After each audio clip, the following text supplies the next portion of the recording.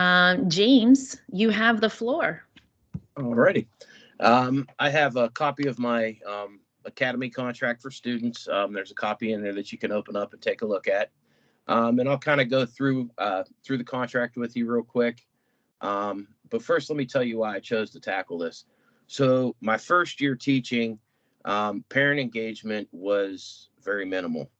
Um, Between my juniors and my seniors, I think I had maybe one parent from each class show up for parent teacher conference night, which was not, it was not good. And of course, the students' parents that showed up were the students who do the best in my class. Um, so that was a little bit of a concern. The other concern that I had is when I had issues with attendance, issues with behavior. I would call home and I would either get a voicemail and get no return phone call. I would get numbers that were disconnected. I would get emails coming back that the email address is no longer valid. So it was very difficult to, contact parents. And so with this year, I came up with this contract and I kind of condensed everything that we do at Chofin into one contract. So if you look through it, there's academic performance, there's work ethic, and then it kind of gives an idea of what I'm looking for as an instructor from the students. So if we look at the contract, of course, we have student's name and address, phone number, date of birth, all that. Um, James, sorry to interrupt. yeah, Do you want to share that? they should be able to click on it. If they click Okay. on it in the in your issues thing there, they should be able to click on it. It should open up, Okay, perfect. viewable to everybody. Um, and what's nice about this contract is you get the student's cell phone and the student's email, but then you get both parents' email, both parents' cell phones, and then I also ask for the parents' place of employment and job title. And the reason I do that is because we want the parents to get involved in the things that we're doing. So some parents maybe have a background in advertising, or maybe they have a background in marketing, or something that would work with video and audio broadcasting. We'd like to bring those parents in and have them work with the students so that they can, kind of show the students, look, I'm just like you guys. I learned all this stuff. If I'm doing it, you can do it too. And to set that good example. And I think the more parents we get into the classroom, the more beneficial it's going to be for our students. When they see their parents coming and helping and participating, that makes them want to participate more, right? And that's kind of the thought process behind doing this contract. And then, of course, if you read through it, we talk about our open access policy for career academies. Kind of go into what that entails with job shadowing, internship, project-based learning, things like that. And then, of course, we go down here and we explain why this is important. It's to properly prepare students for their future experiences and to give them collective support, not just from parents, but from teachers, other students, high school personnel, business partners, things like that. And then, of course, we talk about their academic performance. What is required of them academically to stay in this program? And so we talk about that there. And then we also talk about work ethic, meeting due dates, quality assignments, performing tasks that they maybe don't want to do. We find that a lot with students. They get comfortable in a position of doing certain things in class, and they don't want to step outside that comfort zone and try different things. So this is just kind of a way to let them know, hey, this is what we're going to be doing, and this is how we're going to be doing it. And then, of course, we talk about attendance and tardies, the importance of attending classes, how many excused absences you're allowed, what happens if you exceed those, these are the consequences. Then we also talk about professionalism and discipline, which is very important. And then what I also included in here was the photo and field trip permission. We seem to have an issue because they were separate forms that we would send home forms, and then the photo and the field trip ones for some reason would never come back. So I figured if I included these all into one, that it would be less documents that the parents have to worry about signing, for one. and it'll cover a few more things that, you know, we normally don't get back. And so that's kind of why I included that in there. And then, of course, we have the conclusion at the end. We talk about the recognitions and things that students will get, you know, that they can receive during the course of the year and things like that. And then we have, of course, the parent signature, student signature, and the instructor signature. The other nice thing that's nice about this document is you can use it as a sign and fill PDF. So if you already have a parent's current email address, you can zip this along to them and they can sign it right on the computer through the PDF and send it right back to you signed. So that's another nice portion of that. So that's basically what I have. And like I said, the reason I did this was because the communication between parents and myself was not very good. I know it's not going to get to 100% with this, but if I can get it up, if, you know, first year 60-80% range, that's good. And then year 2, get it to that 80-100% range would be great. And I'll take any questions if anybody has any. Okay, what questions do you have or comments?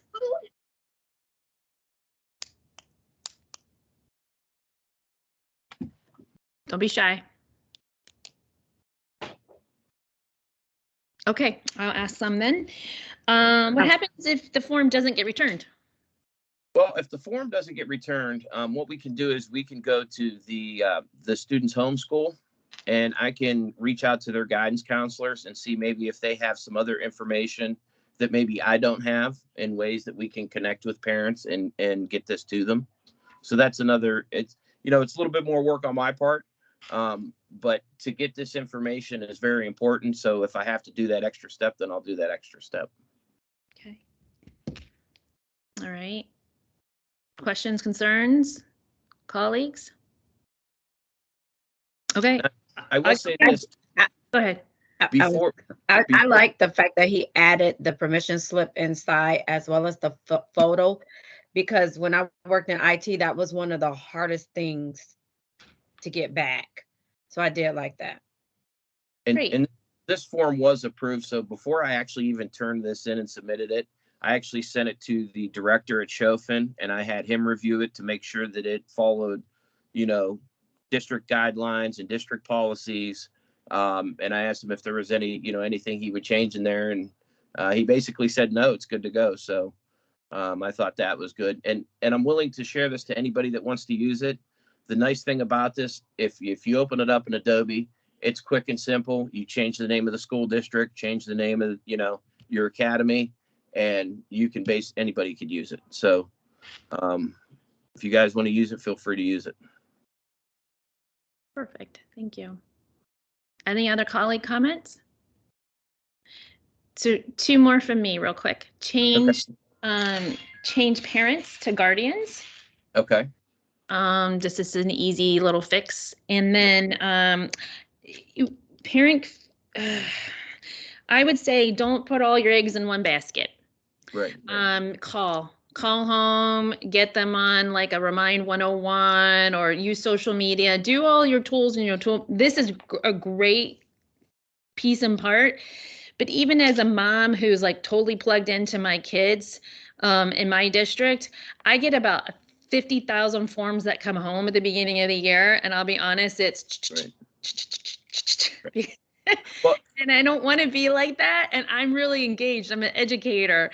So it can be pretty overwhelming at the start of the year. So sometimes a phone call home works really well to and then say, hey, by the way, I'm going to send this home with your son or daughter or your student. And then, you know, make sure that they know that's an option. And then also just because that phone call or inviting them into your classroom is much more personal. They know who Mr. Naples is now. So, okay. And like I said, my big thing for this document was getting correct and current information, you know, so that I can make those contacts. Because I found, you know, without having good contact information, it makes it so difficult. And then you have to do 50 million things just to try to get a hold of one parent, let alone doing a whole class of students. Right. 100%. All right. Well, thank you very much, James. Good to go now. All right, Amy's next, but I'm going to toggle back over to the Google Doc, make sure we're all accessing that. Let's see. Melanie, I'm having issues getting into it now. It won't let me edit it. Okay, so I think that just close out of it and open it back up. Everybody does have editing rights to it, and I haven't had any problems all day. So give it another shot, please.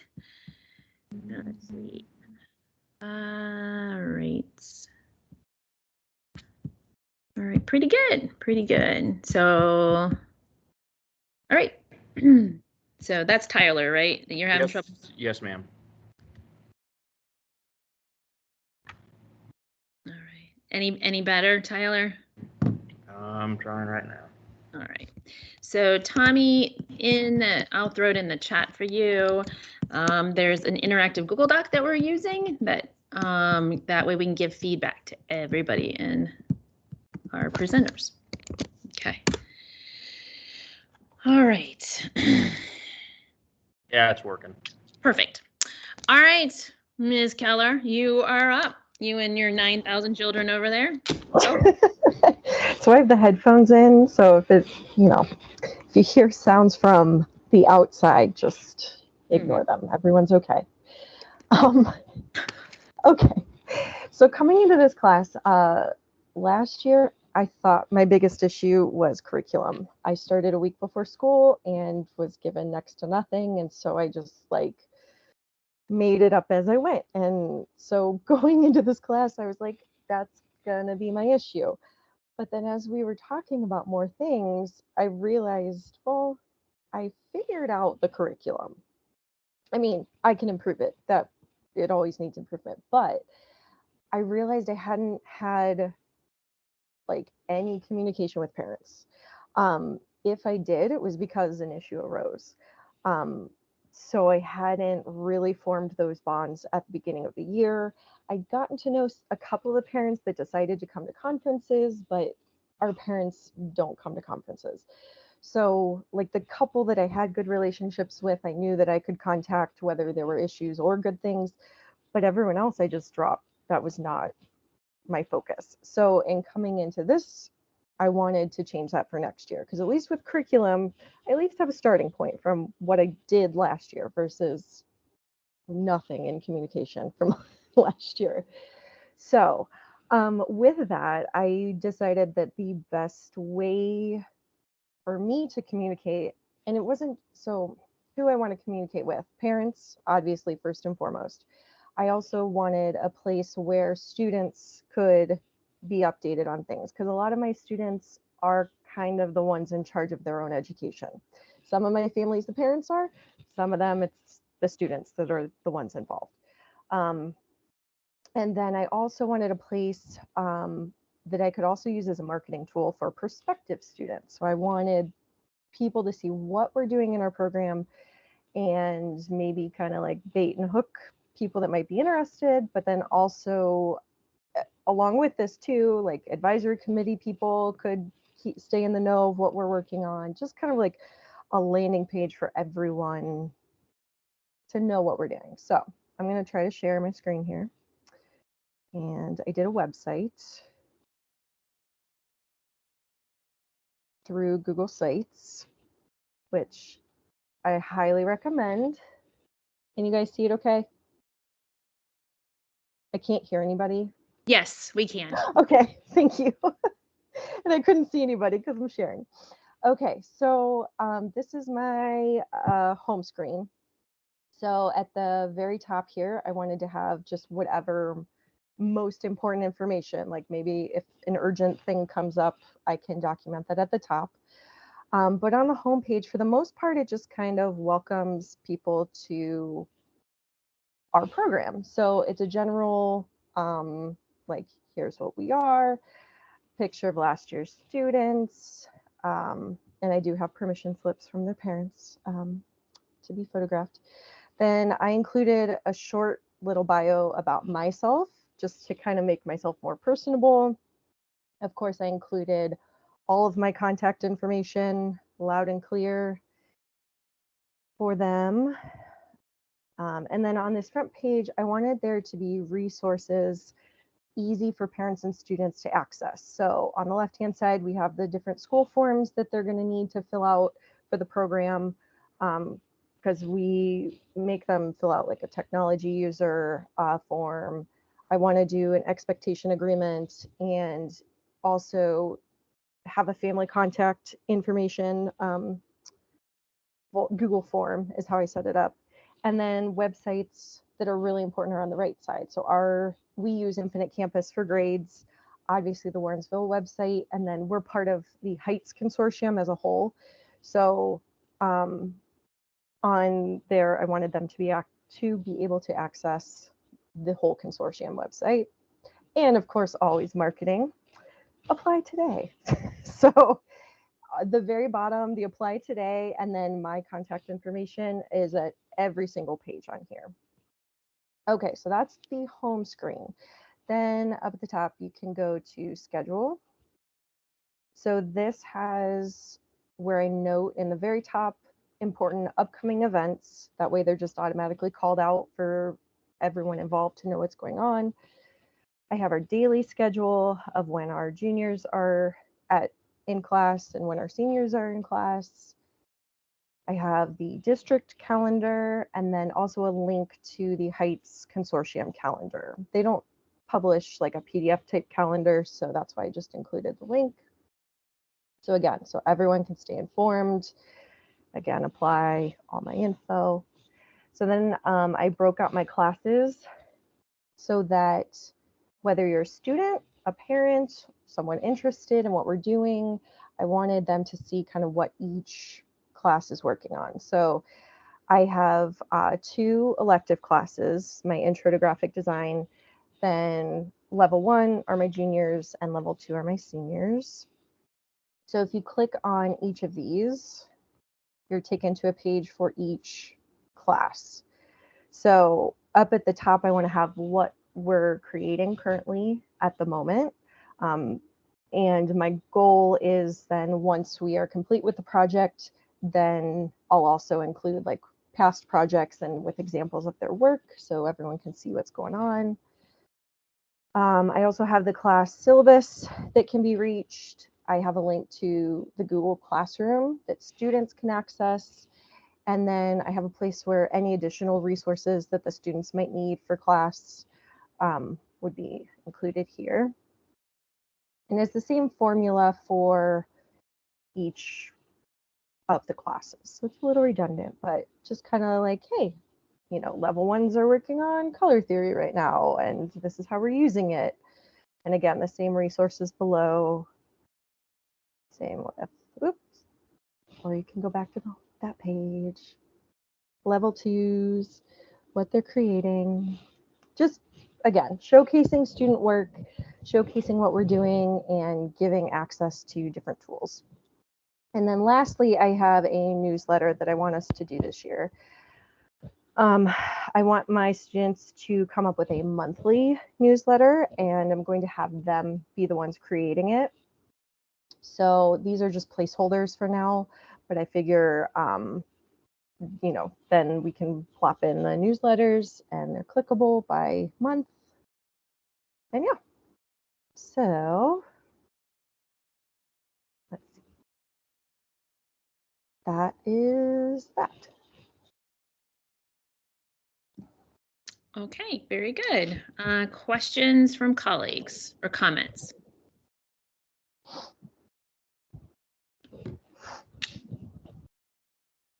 Come on, chatties. There we go, David. All right, David, go ahead. Oh, had to turn off my mic. Or on. I'm wondering, is this something, now that you've got this page built and established, is this something that you would have your students get involved with maintaining and updating? Absolutely. So my program is graphic design, so absolutely 100%. And what's nice about, I don't know if you guys have used Google Sites before, but it's super user friendly. So my goal, especially for my seniors, trying to give them even more real world experience, kind of have them be the managers and sign up for different tasks of management within the website. So yes, that is the plan. Thanks. Great question. Other questions, comments?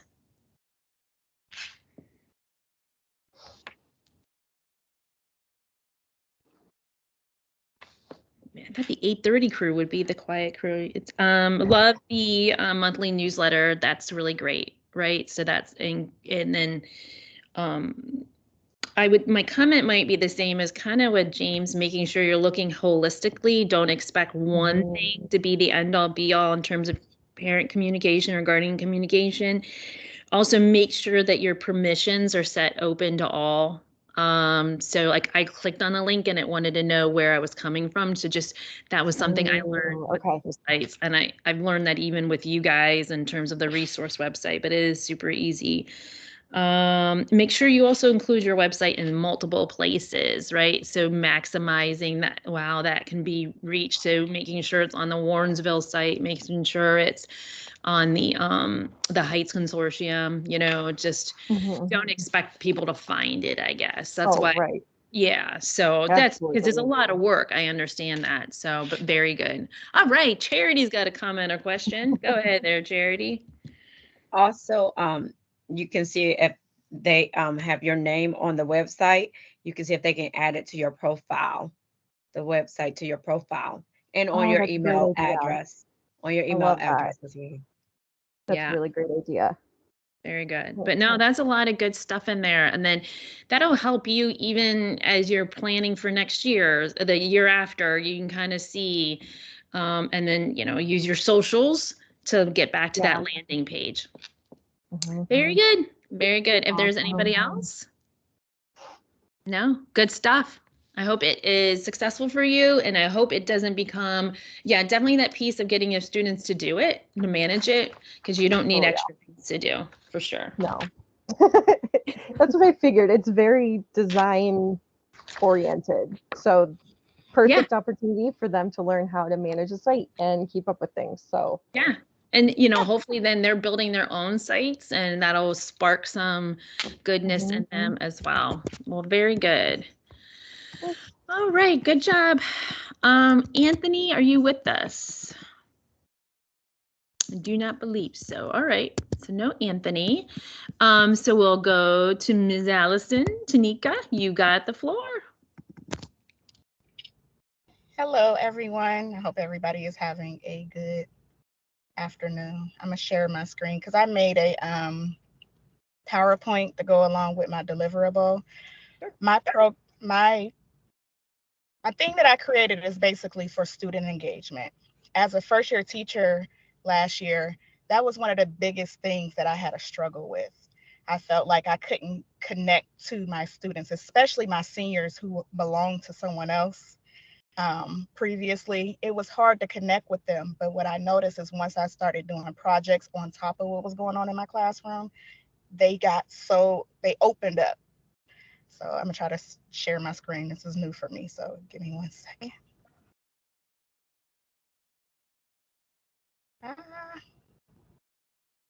Trying to find it, y'all, sorry. It's up on the right-hand side. It says share with the arrow going up. Okay. Here we go. It's not working. Oh, there we go. Sorry. That's okay. Yeah, okay. Let me go to it. Okay, so first with my slideshow, I love this saying, we don't just browse, click, chat, and game. We invent, we design, we create, and we build, and we share. That's basically, even though I teach cosmetology, I always want to give my students things that they could take with them outside of the cosmetology class. So in this day and age, it's hard to keep students engaged without their cell phones. It's so boring reading chapters out of the book all day. So sometimes it's okay to break things up. We do projects like the Anything But Hair. This year, we're going to be doing the Anything But Roller presentation. But this one, I wanted to create something that will be good for them to carry on with them throughout life. So based off of my source from the Glossary of Education Reform, student engagement refers to the degree of attention, curiosity, interest, optimism, and passion that students show when they are learning or being taught, which extends to the level of motivation they have to learn and progress in their education. So I cited the source below. I really like that because we think engagement is basically them raising their hand, them answering questions. No, they need to get involved as well. So I had to ask myself, was I giving my students the actual opportunity and topics and activities and stuff that they needed to engage? Do I engage with them as their instructor? You know, it plays a part with me as well. It's not just them. And am I making assignments that are cultural driven or interest driven within topics of academics? And I wasn't at the time.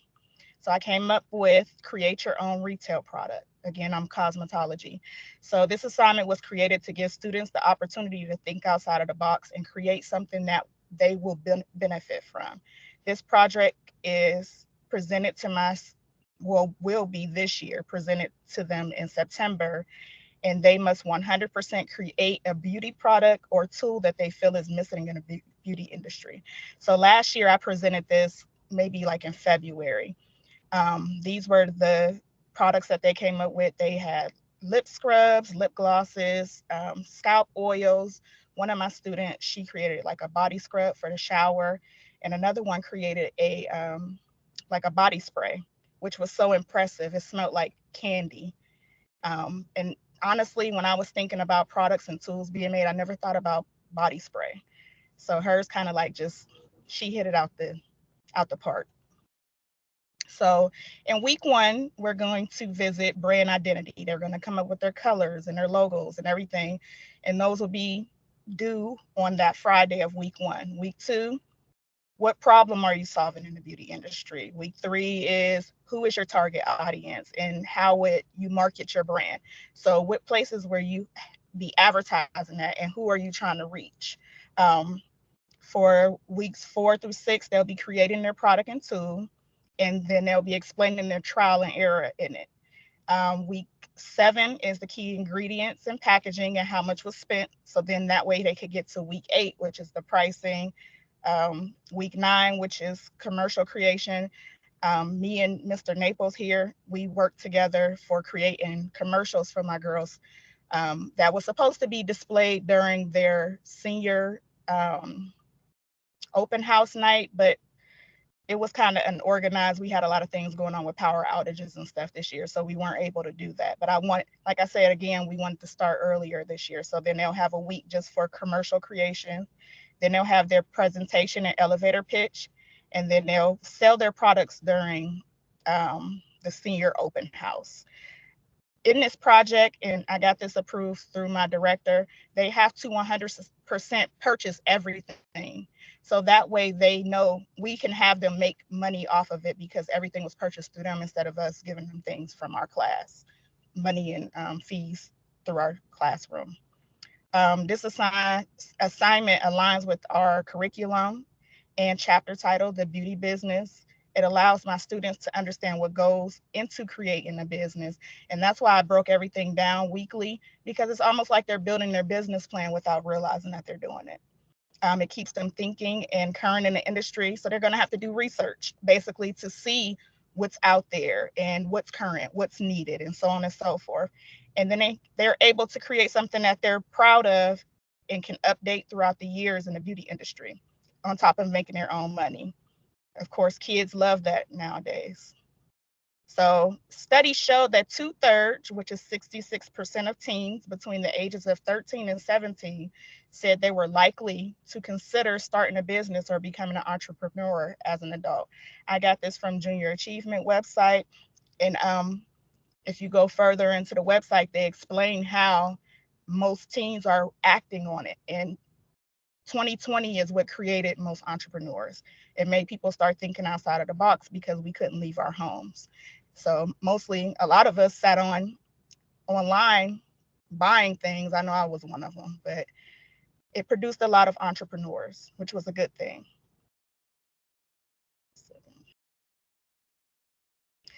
Okay, and then with my deliverable, it pretty much was the, sorry, y'all. My deliverable was the lesson plan that goes along with this. It shows how it aligns with the standards through Ohio. It gave you the information on the chapter in Milady, the beauty business, which is one of the last chapters that they'll learn about. They'll learn about entrepreneurship and possibly working for someone else. So maybe if this is something that they become bigger with it, and maybe end up one day getting chemists to go along with them and so on and so forth, they may be able to put these products in the salon that they're working for.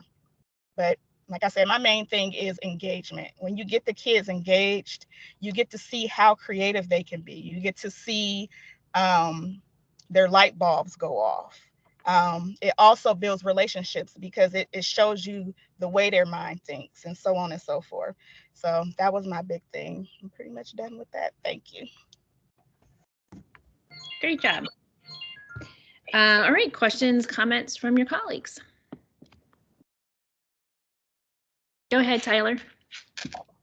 Yeah, I just wanted to say I think it's really awesome that you were able to incorporate your other programs in your school, like, you know, doing the commercial.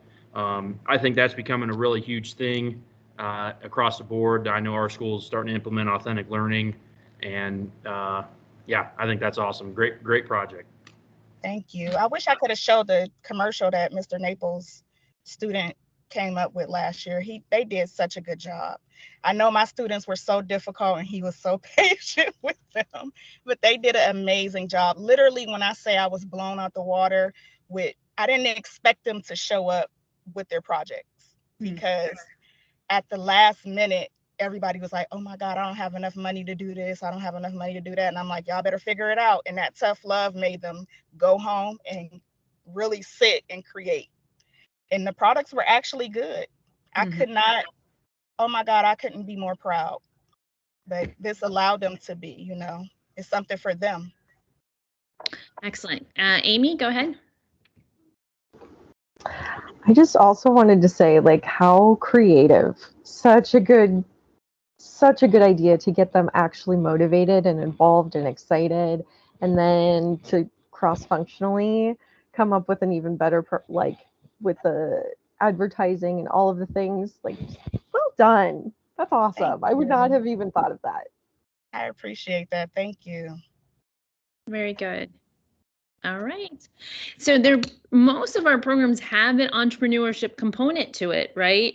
So you might think, because I'm thinking, how's she going to get all her cause curriculum standards in there? But here, this was a standard, and so she's like, that's like almost like a capstone, right? That she's doing. So all of us kind of have that entrepreneurial component built in, so you can replicate this idea. So rip it off, right? That's what we should share it if anybody needs it. Just okay. Do not reinvent the wheel. Share, share, share. Very good. Thank you so much. Very good. All right. We're doing great. JB, the entrepreneurship teacher, you are up next. Yes, ma'am. Okay, see if I can share.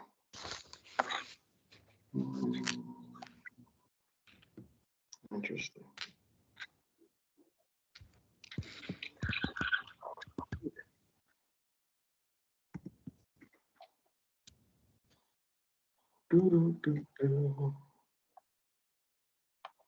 Okay, I am not tech savvy with this part.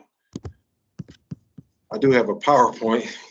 Okay, so just go up and hit that share button on the right-hand corner, and then Okay. There's a couple options. You want to hit the screen option. That tends to work easiest. Okay. Okay. Interesting. Do you have it in the doc itself? Let me see, because I can always drive if you need me to. Yeah, I did click on it as a Okay. Okay, I can drive. You just tell me when to go. Oh, okay. Let me, You see my screen? oh yeah, that's pretty cool. Yeah, I know, I'm good. All right, I'm sorry. All right, it's good to see everybody. I would really encourage everybody to kind of listen to my heart because I love kids. It's my life. Um, and so I'm a very simple, direct person, and that's probably been a not a good thing for me, but then because Miss Karen has been really challenging me to open my mind and expand. But this was something I felt was a interesting topic, interviewing CTE students. Through our group discussions, I did get some feedback, which was very encouraging to let me know that that process has been done before, but it seems like there's been some partiality, the reason why they went away from it. And so the whole purpose of interviewing CTE students is not to be partial, but it's for that student and for that parent to understand what they're stepping into, which I think is so important. When we talk about parent engagement, and for a parent and their student to come to an interview to see what their child is getting into, as far as if they're whether it's cosmetology, whether it's business, I think this is a great step to get the right information as far as the parent information, how to get in contact with them. It gives the parent an opportunity to ask questions, all that good stuff. And as you see on my picture here, when I came into this position, I was still an educational assistant, and they kind of threw me into this position. Thank God that I have 15 years of experience having my own nonprofit organization, helping my wife start her business and all that kind of thing. So they threw me into it. I'm at Cheney High School teaching 9th and 10th graders, business and entrepreneurship, but they just threw a bunch of kids in the classroom.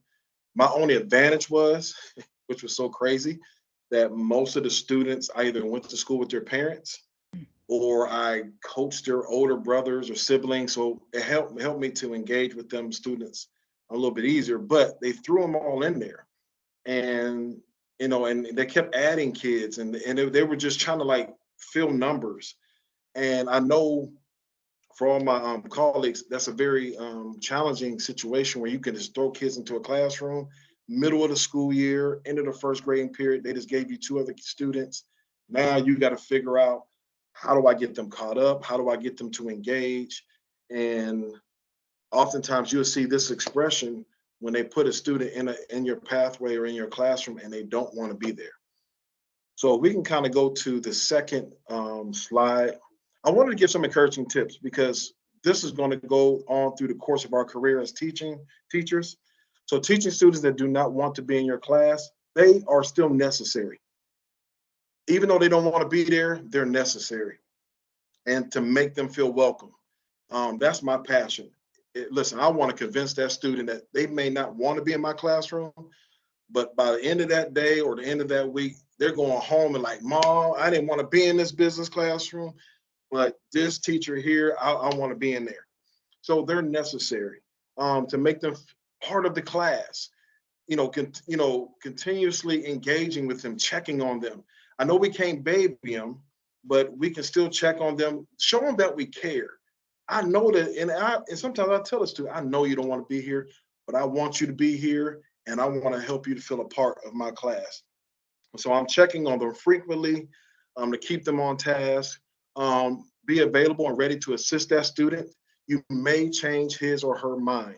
So I'm only saying this as encouragement because there is a process that, if a student doesn't want to be in your pathway, your class, the guidance counselor does have a process where they kind of transition them out. But until that time happens, these are just some key encouraging things that you can do. They try to engage with that student, so on and so forth, so they can continue to learn. So I just wanted to share that as encouragement.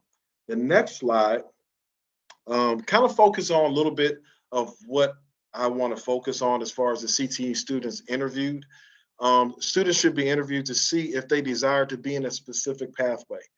I think that's just very important. If they have an interest in entrepreneurship or cosmetology or any of the other pathways, they should be able to be interviewed. What I've seen through the course of my short time, they give these kids a tour, they sign up, and then all of a sudden they become juniors, they're just in your class. But they don't know what it's about. You don't get a chance to really engage with that student, to really talk to them and see what their interest is, what they really want to do. And so part of the interview process I thought me as a teacher, definitely two stakeholders because they're community-based and an administrator. I wanted my stakeholders to be in those interview process as a support system to show that student like, hey, if you know, as an entrepreneur, here's two other entrepreneurs that want to connect with you to help you build outside of the classroom. They can possibly do some volunteer time, all that good stuff. So I wanted, because I'm understanding more of the stakeholders and the importance of the stakeholders being a part of my team. I want to incorporate them as part of the interview. And then also them seeing their administrator cares about them as well. So number 3 is the student should understand what is expected of them pertaining to that specific pathway. That gives me as a chance as a teacher to talk to them, give them a breakdown, talk to the parent, give them a breakdown of what's being expected. Why do I do this? Number 4 says students should receive an overall view of the class and what will be covered to eliminate surprises. All right, sometimes these kids come into a pathway and they'll say, well, I didn't know I had to do all of this and do all of that. Listen, this eliminates some of the surprises that they may have. So they know going into it, this is what's expected of you. The parent being with them knows what's expected of them. So there ain't no surprises. All right. Number 5, students should go through a walkthrough of the pathway and also questions and answers for interviewers based on their interest of the class. And number 6 is very key, making sure parents are aware and invite them to come to walk through and to interview so the parents are aware of the expectations of their child, if possible. Some type of guardian, some type of parent. So if we can go to the next slide, because I'm going to wrap this up. I know I'm like really simple, direct. I try to get straight to the point, but just hear my heart. My content may not be interesting, but my heart is. All right. So the last one is the outcome of interviewing CTE students. When students are interviewed, I believe a teacher can have a better learning environment with these strategies to guide. So this article, of course, I have a link there, but I shared a few things that from that article. It says this article lists a few ways to create a positive classroom environment. Now, I work for a company called Empowered out of Kansas City. I've been with them for about 5 years, and we're all about the win-win focus. And so I want to help my student win. I win because I'm educating them. And so I want that constant engagement. So 4 out of the 13 positive learning ways I believe are important. I shared these 4. Building a positive relationship with students and parents, because that's what we all been talking about.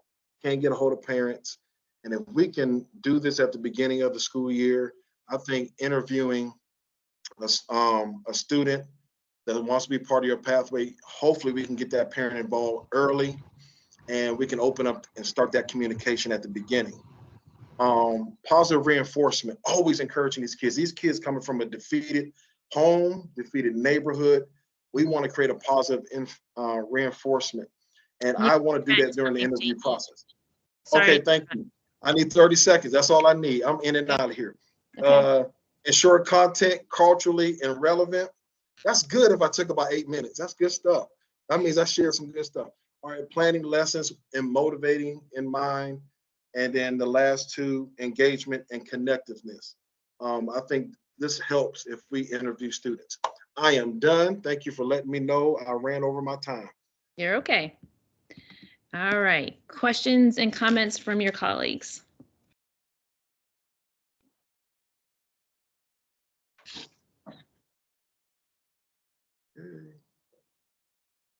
Okay, I'll get us started. What is the follow-up process to your interview process? Well, my follow-up will be if I can actually get the interview process, then it will be a continuous thing of updating the parent, because now I have the parent engagement. I can update them maybe on a weekly basis and letting them know like, hey, this is your child's progress. They're really engaged. They're really learning.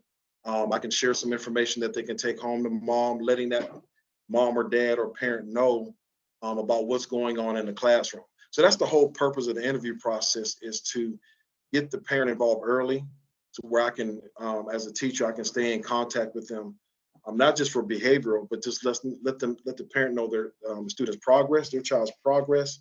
And if anything is coming up, I'm able to share that content with them. Okay, great. Colleagues, anything else?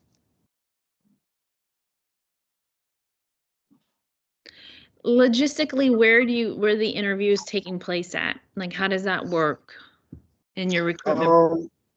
I will probably do it in our lab, where it's like a meeting type setting.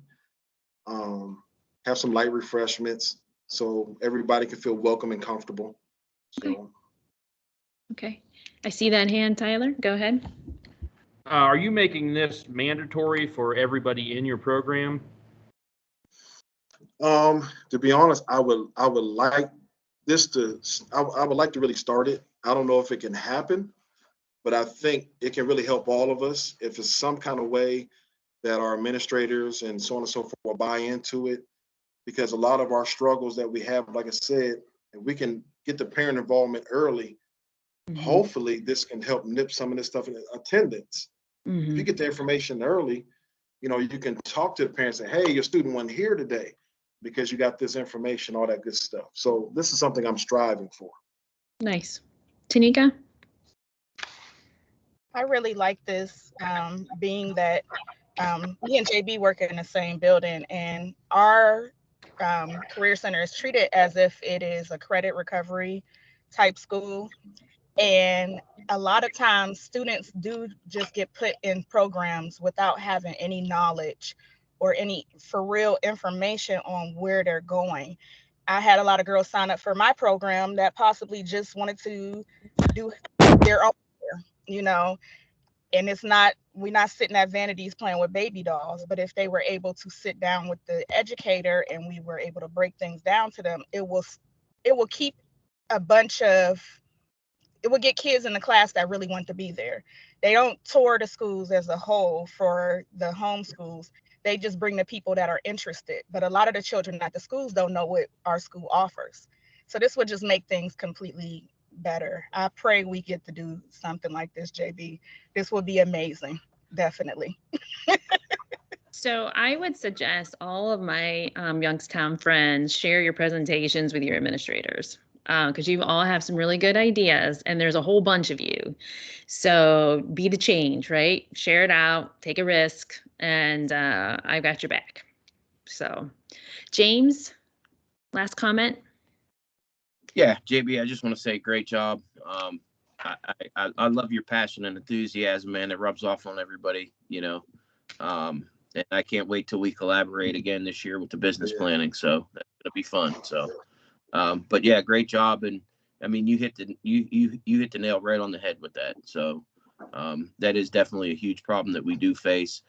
We get students that don't want to be there, or students that just don't know what's expected of them when they're thrown into it. And, you know, when they do take tours, I mean, they're in your classroom maybe 6 or 7 minutes.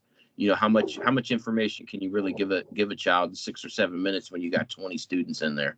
You know, you really can't. So I definitely agree with you. Great job.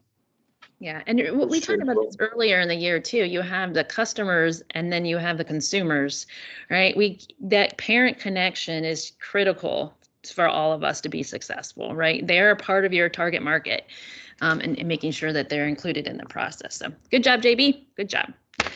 All right, Sean, you're the man of the hour, of the minute. Hey, everybody. Let's see. So I'm Sean. If you don't know, I teach at Portage Lakes Career Center in Uniontown. I teach HVACR, heating, ventilation, air conditioning, refrigeration. Let me see what I got going on here. What do I? Content only screen. I'm doing the share screen. What do I? Yep, you just hit the share screen and then go to wherever you want to go. Oh, issues project. Is that it? We can see it. That looks good. That's not me. Up and away, that's charities. How'd that happen? I don't know. Did Oh you my click, are gosh. you clicking in the Google Doc? Um, Where are you clicking at? Student apathy? I'll browse my computer. Student apathy, that's me. Yeah, What happened? I don't know. Let me pause the time. As you can see, I am technology. That's all right. Just makes me look like a genius when I do this all the time, Yes. right? Mm-hmm. Stop sharing. All right. Stop presenting. Let me do that. Right again. Share.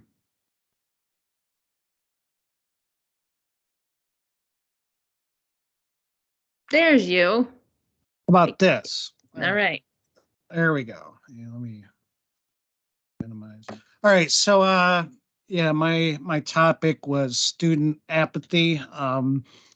Yeah, last year was my first year, and the biggest issue I experienced was student apathy. Um, the things I had observed mostly were students sleeping in class. Uh, I had a few students that I had some poor attendance issues. It seemed like they knew exactly how much they could miss.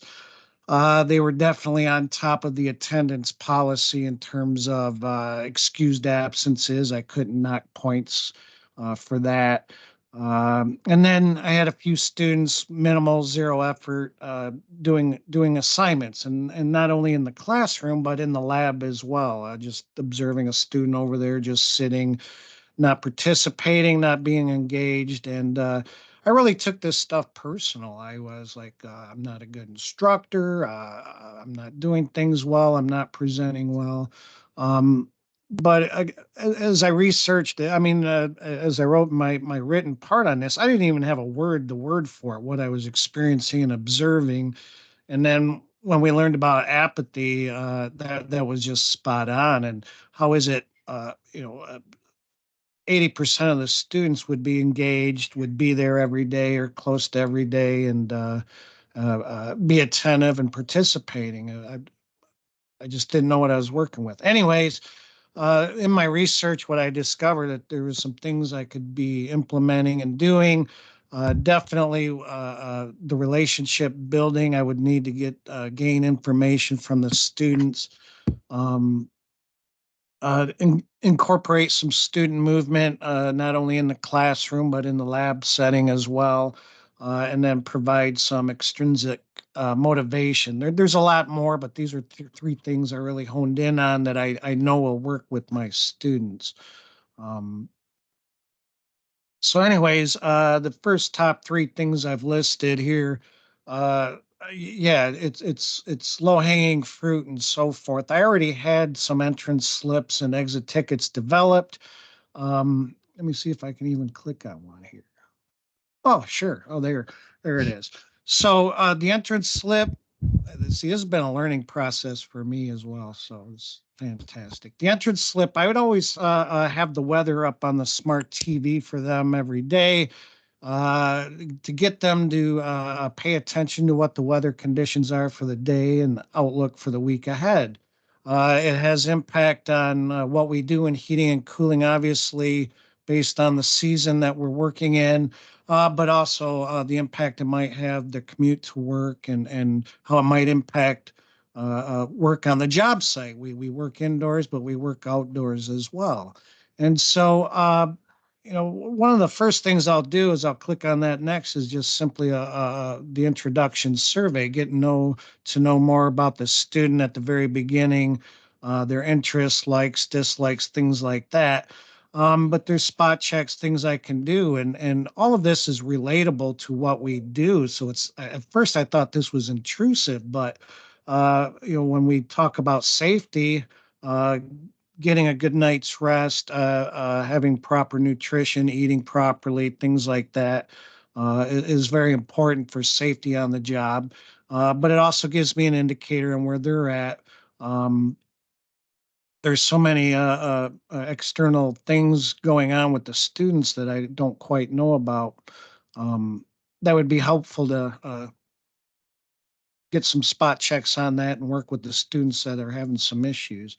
Yeah, the student survey, just Google form, just getting to know the student, their likes, interests. That was the one thing I really struggled with at the beginning of the year, was building relationships with the students, building relationships with their parents. I just took everything so personal. So uh, the exit tickets, again, I already had implemented exit tickets, as to close out the class. I had to change things around. I would ask them to write out just a brief summary of what they performed during the day, and they would just, it would be short and abbreviated, IDK, I don't know, and all this stuff. And it's like, come on, guys, like, the purpose of this was for them to, they have to write summaries of what they do on the job, coming to your home, work on your air conditioner, your heating. They have to write a summary for the invoice. And so this was practice for that. But even then, they just didn't take well to it. So at least if I get them to list some 3 tasks that they performed, and then kind of work into how well they did things. And then I like the idea of the muddy points, what they struggled with, and that way I can start the day, the following class, with information on that. So those are 3 deliverables I've attached to this, but that's just for the relationship building. Movement in the class, I saw a good idea about note taking, actually having pre-made notes, slides, whatever, different areas of the class. We do a lot of visuals anyways with diagrams, have those located throughout the lab. So I'm going to get those developed and get those in place so they're moving around. And then extrinsic motivation, creating award certificates for attendance, perfect attendance, for grades, for A's, B's. I've done this before with adults in community colleges, career colleges. I believe it's really going to work with the high school kids. Bonus competitions. I'm introducing VR and computer simulation training this year, and it's all point based. It tracks, so a lot of work's already done for me once I get it all set up. And then, of course, communicating home, getting those parents involved. Again, even positive things, but I just have to get past my fear of communicating with the parents as well as the students. I did notice at the end of the year, a lot of positive things came out from that. The next 3 slides really just details about the note taking, getting the implementation for the student movement, for the certificates, all the extrinsic components. This slide is just pictures of those 3 deliverables that I did include. Everybody included will benefit from this, the students, the parents, myself, even admins. So hopefully I'll have less disciplinary issues with the students, keeping them engaged. And ideally, the industry will benefit, having a greater efficiency with the students as they graduate. They're tuned in on activity, keeping their minds and their bodies active. So there's a list of my outcomes. That's your time. So wrap it up in 30 seconds, please. And my sources. Thank you. Very good. All right. All right, awesome. Comments from your colleagues?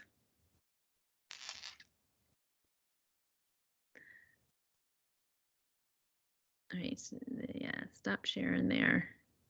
Okay, go ahead, Tanika.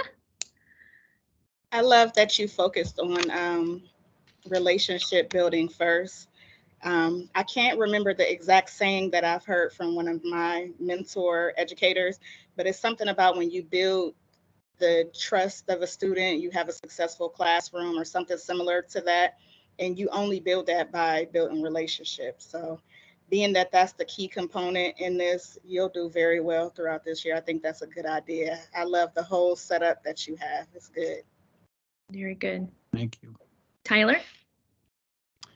Yeah, I think it's really important that, in Career Tech, we relate what we're teaching back to real life, to draw in the kids. And I really like the weather, the weather on the entrance tickets. I teach agriculture, and the weather is very important to us too, and I've never thought about, incorporating that into it. I think it's a great way to engage the students, and get them thinking about how things as simple as the weather, relate to what we're doing. I really like it. Keep fighting the good fight, man. That's excellent. Very good. One comment I will make, and you did a ton of work in this, and I appreciate that, all the different ideas that you're going to include, right? And this would be a general comment for all of our teachers. If you take the information, do something with the information. Okay. So if you do a student survey, do something with that information. So many of us get like, oh, we got this issues class. I learned this and this and this and that. I'm going to do this and this and that. And we like, I'd rather you do one thing and do it very well, and then do the next year one thing and do it really well, instead of checking it off the list. And I'm not suggesting you're going to do that. That's my fear, because I did that. Right? Like, I was like, oh, I'm doing these 10 new things this year. And I ended up doing none of those 10 things very well. And then I don't know that it really helped the relationships. I got the information, but I didn't do anything with it. So just be mindful of that is my point. Okay. So, but very good job. Solid plan there. Keep us posted on how you do with it. Okay. All right. Whew, we still doing okay? Okay. Come on now. I've been doing this since 8 o'clock this morning. All right. So we've got Tyler's up next. Yeah, let's see if I can figure out how to do this share thing. I know. Button, click. You're doing it. All right. Easy. All right. Sweet. Okay, so I did a presentation, but on the shared doc, there is a link to my deliverable, and I kind of reference that and go through my deliverable throughout my presentation. So those that don't know me, my name is Tyler Gentry. I'm the agriculture education teacher at United High School. I'm in the agricultural food natural resource pathway. This is my first year teaching, yeah. I want to reference a photo here. This student, his name's Maddox. He, exceptional student, and I'm going to reference him because the program that I took over, I replaced a gentleman that had been teaching for 42 years, and I'd say about the last 15 of those years, he was pretty whipped. He really kind of did what he needed to do to get by, but the students and the expectations the students had really were lacking, if even present at all. So the issues that I'm tackling is improving student involvement in my CTSO, which is the FFA, by involving the parents and setting expectations for the students. So the overview of my issue, like I said, my CTSO is the FFA. The FFA is a premier youth organization. It used to stand for Future Farmers of America. However, it's kind of lost that meaning, and now it just kind of, FFA is just FFA, and it's basically an organization that prepares youth for leadership and career success as it relates to agriculture. An important part to note about the FFA is that it is intracurricular.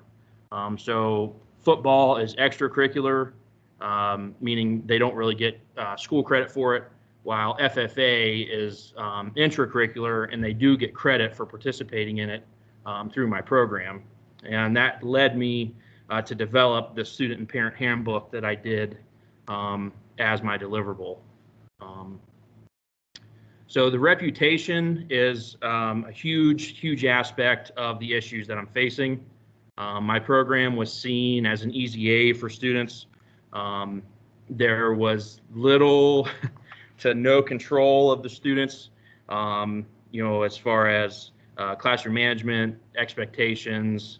It was kind of a free-for-all. Students did what they wanted to do, and it showed and impacted the achievements that the students were receiving or not receiving because of the lack of expectations and drive from the advisor standpoint. When it's done correctly, the FFA is very beneficial to building students, especially those planning on going into the workforce directly out of school. So some of the challenges that I'm faced as far as last year and in the coming years is, number one, parent buy-in.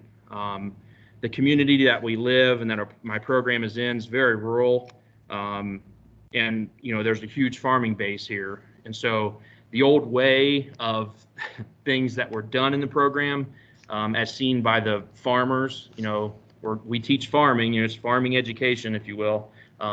They really didn't want their students involved. So I really needed to get an expectation to the parents that, this isn't necessarily a joke anymore, or the easy A. Challenge two, of course, was the student buy-in. I got a lot of pushback at the beginning, because the students were used to doing nothing and just wanting to hang out and text and vape and do whatever. However, I'd say midway through the year, I really saw a shift in student behavior towards me and the program, seeing that, wow, we can actually achieve things that are meaningful to us versus just coming to hang out. And then the last challenge is student involvement. Involvement in the FFA. The FFA is a huge organization, and we do a lot outside of school.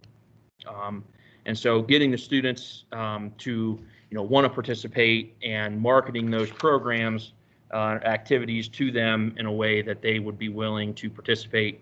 And I really like to see, I live in a county that, you got your typical country bumpkins, the kids that will never leave the county, will live on the parents' home farm. So I really like to take the opportunity to get those kids out of the county to experience a world that, they would never experience, if they weren't in my program. So the solution that I saw, one solution that I see is going to help me get that reputation, and get parents realizing that this is a serious program, is through my handbook. I don't know if anybody is on my link that I put on there, but it's a pretty lengthy document, like 16 pages.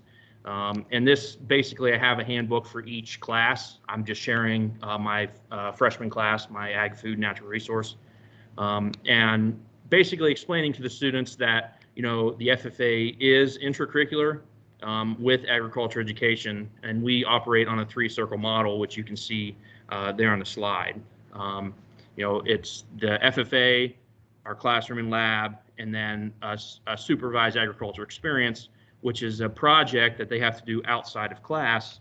This is where my buddy Maddox comes into play. There at the picture, side dressing corn. He puts in about 40 to 60 hours a week, depending on the season, working outside of school.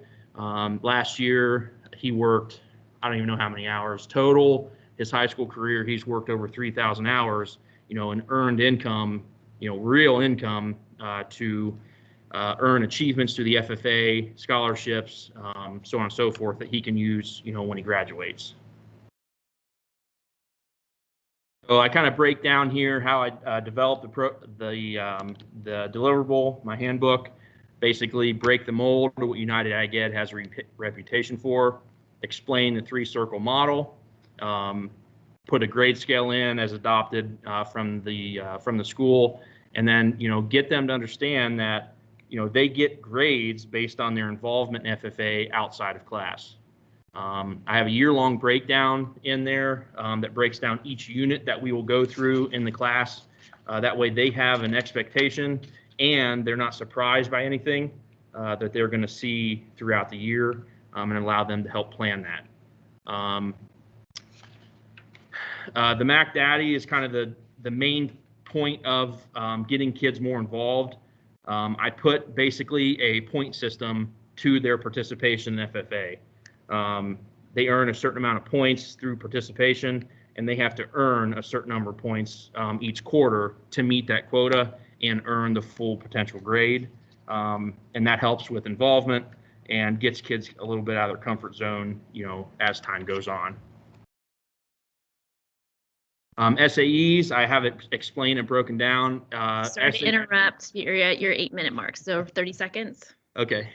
So that just explains it. My rollout plan is to pass out this during the beginning of the class.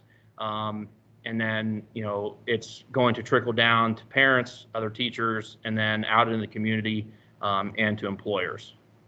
There's my impact plan, my resources. Yeah. There you go. You did it. Sorry, I'm a little long-winded. No, you're okay. All right. Questions from your colleagues?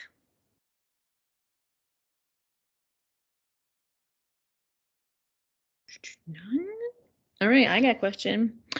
Have you run this by your district, and how are they thinking about the grade being so heavily impacted by FFA? So yes, I have, and this was something that I've been working on throughout the year. I didn't get the chance to roll it out last year. However, because it's intracurricular, they are understanding and fully, supportive of us, utilizing this. It is 25% of their grade, so it's, compared to the amount of work that we do in class, it's a very small portion. Great. Great. I'm not pushing back. I'm just asking. Yeah. So please no. Yeah. All right, James. Great job, Tyler. Nice presentation. Looks like you put a ton of work into that. I just wanted to tell you, like up at Chaffin, we have a building where there used to be a greenhouse, and they're looking to refurbish it and redo it and make it into a sustainable greenhouse, because Youngstown is a food desert. I know there's a little bit of a distance between where we're at and you're at, but it might be something worth considering maybe partnering up with. I can, get a hold of me, and I'll get you our boss's contact information, and maybe it's something where you come in once or twice a month and your students work with our students and kind of show them the ropes and what to do, and something like that. So that would definitely be getting those kids out of right, well, and out of the county. Yeah, it'll get them out of their comfort zone, and but it's a benefit to them because they can give their expertise on farming. Absolutely. Yeah. Absolutely. My leadership team in the FFA wants to develop a program where we go inner city and kind of teach non-ag schools things about ag, and I think that would be a great contact. So awesome. Yeah, shoot me an email and I'll get you everything you need. All right, sweet. Thank you. Awesome. You're welcome. Charity, I see that hand. I think that would be a good idea with the way that the food industry is going. I think we all need to learn how to farm if we don't know how. So I think that would definitely help with the way things are going. 100%. We're all going to be survivalists with Tyler over there. I know. I was like, HVAC, I need farming. Yes, I'm taking notes. Zombie apocalypse. I'm going to Amish country. It's true. All right. No, it's really good. And I love the focus of CTSO because so many of our programs, like that's an afterthought. No, it's a part of our programs. So kudos to you, Tyler. Keep us updated.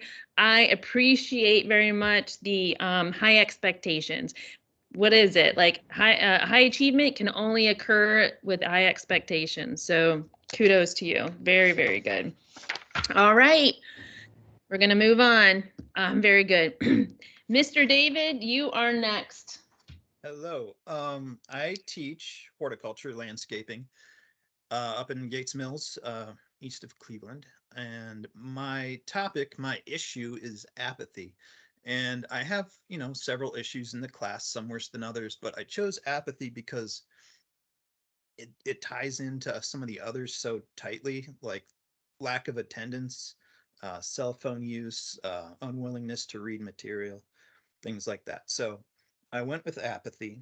And it also did not it didn't necessarily come from the students that I would have expected it to at the beginning of the year.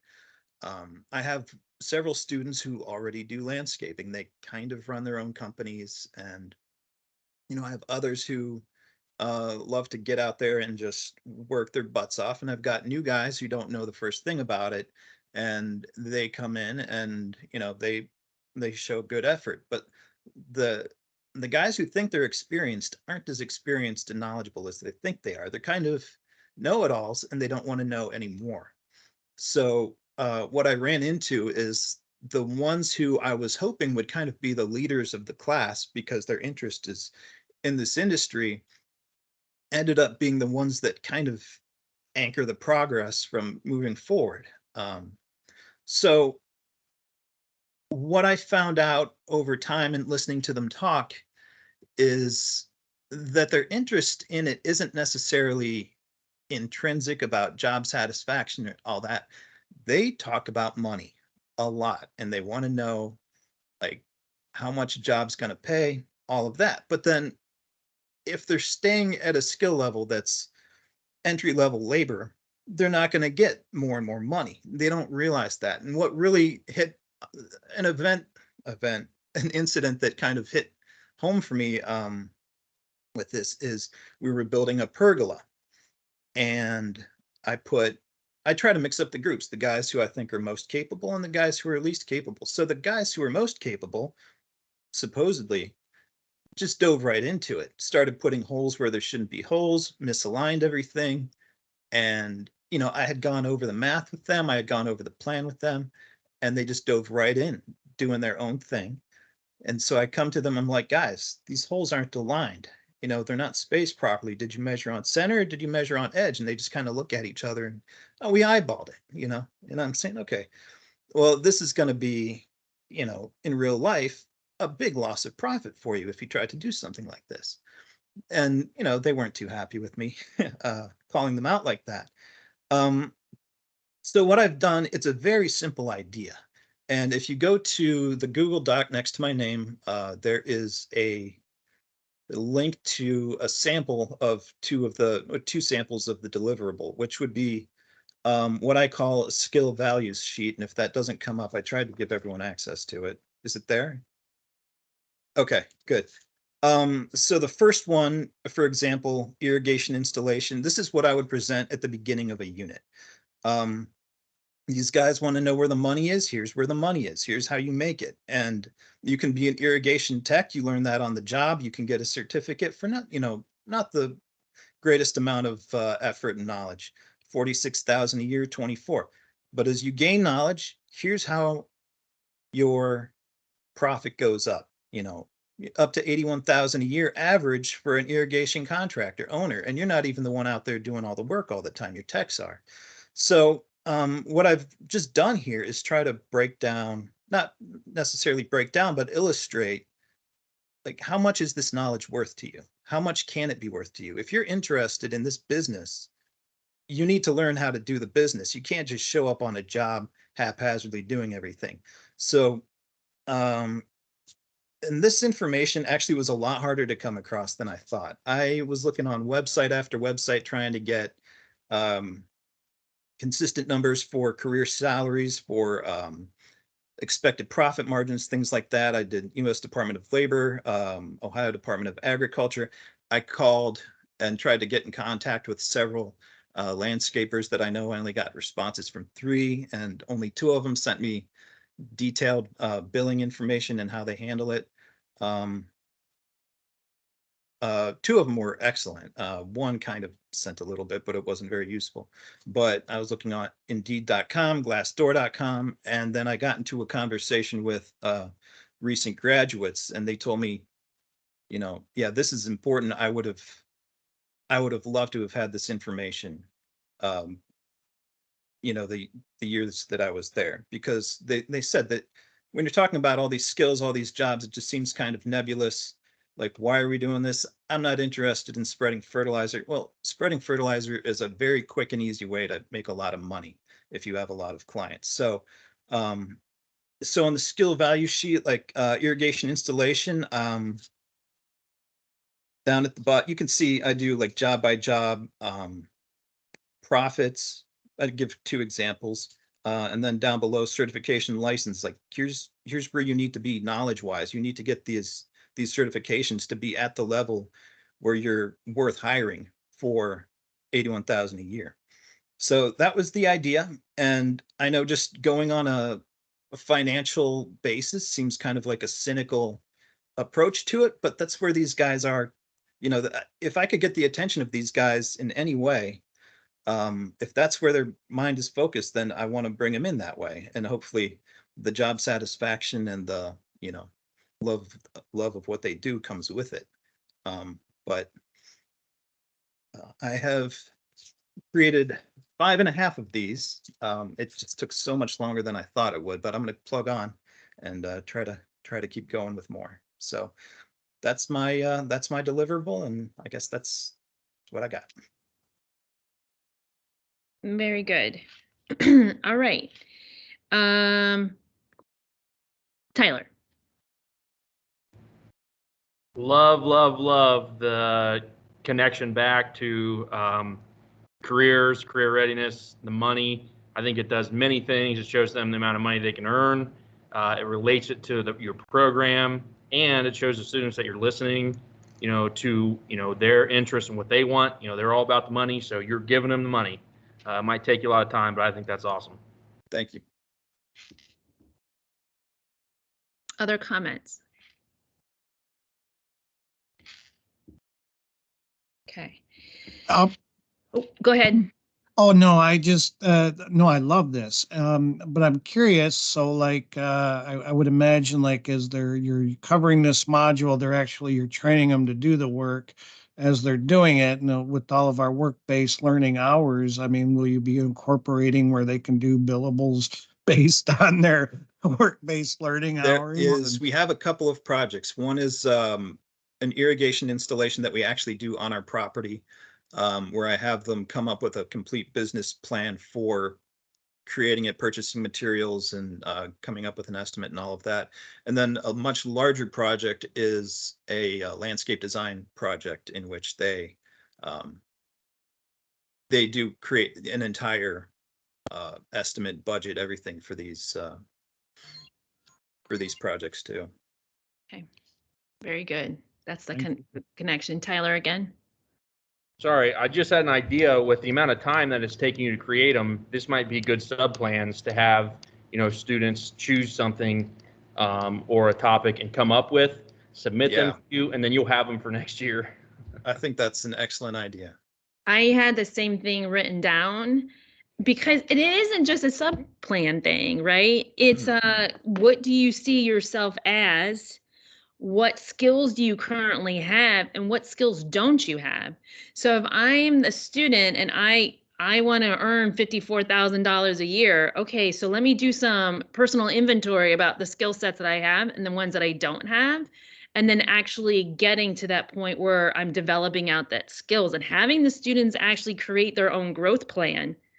Right. So it's kind of like shut up or put out, like let me actually do it as I'm going. I think that could be, if they're motivated, and like we're all motivated by money to some extent, but like if that's the trigger, okay, get yourself to that point, right? And really include that project-based learning. So I view what you've done so far as kind of the first step, but then getting the students involved in how you move it to the next step.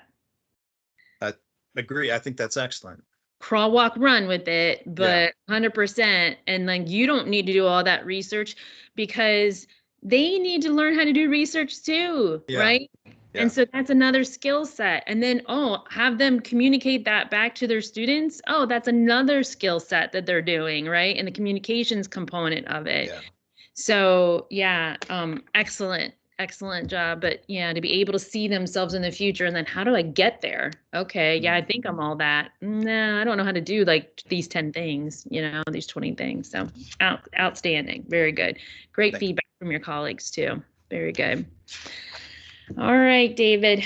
Great. And it's fun for me to see you guys, David and Tyler and JB, because I was and James too. I was in your classrooms in the fall, and to kind of be able to see where you're going with these projects, very exciting. I might just pop in again on you. So, all right.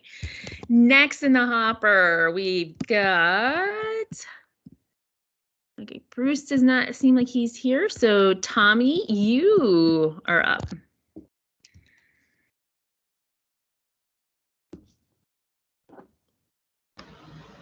Okay, can you guys hear me? Yep, we can hear you and we can see you. Oh, right. we could see you. It's all good. All you need to do is hear you. All right, and then I just hit share.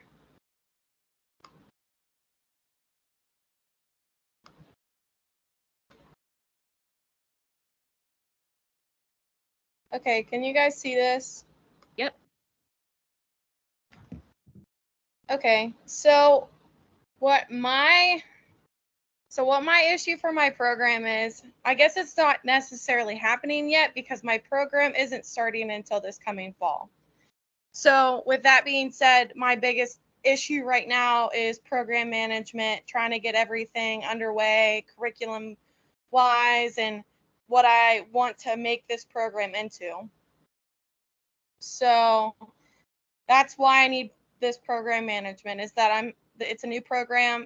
I have little to no guidance from the administration, just because it is agriculture and FFA and Steubenville City Schools. There isn't any real background knowledge coming from an inner city school. And it's an estranged topic for most students within the school district. Like this past year, I worked a lot within the elementary schools, and there was kids in 4th grade that didn't even know that there was farms 20 minutes away in Ohio, let alone in Ohio in general. So it's definitely a new topic, a new idea that's coming into the school district. So the method to get program management is that I read that I needed to set goals and priorities. So my goal and priority is I want to make a very well-run organization. I want all the kids to be able to be on the same page, to know what is expected from them throughout the year. So I want to make goals and priorities with them, as well as goals and individual priorities for myself as the instructor. So with organization, so my presentable, I made a whole year schedule. So within that schedule, it has like the curriculum, the subjects that I'm going to be teaching, the weeks that they're going to be happening in, guest speakers, meetings that I want to have, different notes like fundraising and getting FFA underway within the school, since it's just now kind of starting to take that form. So that was mine. I can pull it up here if you guys want. So then the step 3 is that I wanted to make an advisory committee. So I want them to be able to help and offer me an expertise and insights in a specific area. So specifically, not so much in agriculture, since I bring that more to the table, but more how can I get these community-based aspects and school-based aspects and all these kind of new ideas and programs that I want to bring in. I want to bring them in slowly, obviously, because it's brand new. Trying to run at everything with 10 million things isn't going to make a good program. So I want to build it one block at a time. So within that advisor committee, I want to get the principal, the vice principal. We have a district STEM director, and then I want to get a fellow employee as well, just to get different insight and ideas for the classroom. So, can you guys see this We see implementation plan, like a slide. I wonder. And I'm looking at your deliverable with your nice little spreadsheet there, or it's like a table of the weeks and the topics and all of Yeah, that. that I couldn't figure out how to add it to that to the Google Doc just because it's a Word form. That's okay. But that's basically it. I laid everything out week to week. I have the curriculum, I have the topics, I have the assessments that I want to be able to do, different meetings, evaluations, and then notes that I've already put in for the whole school year, just so everything's kind of organized and laid out for me. And that way that I can attack what challenges do come during the school year, because we all know that there is going to be challenges with the new program and whatnot. So that's all I got. It's a lot. So Yeah. you got it's a lot. No, it was really good. All right. I wish that the rest of the class could see it, but essentially she's got it week by week, and she gives the topics, assignments, meetings, evaluations, and notes.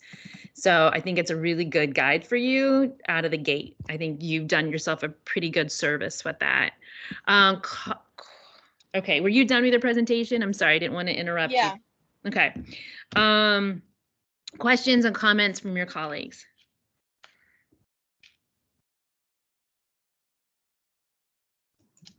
I think it's really good that you're thinking so far ahead. I think kind of what Melanie alluded to earlier is try not to be like wanting to accomplish so much that you're not really successful at one thing. But I think you're on the right track. I mean, I think your expectation, and this is something I needed to deal with too, is that I'm not going to be perfect.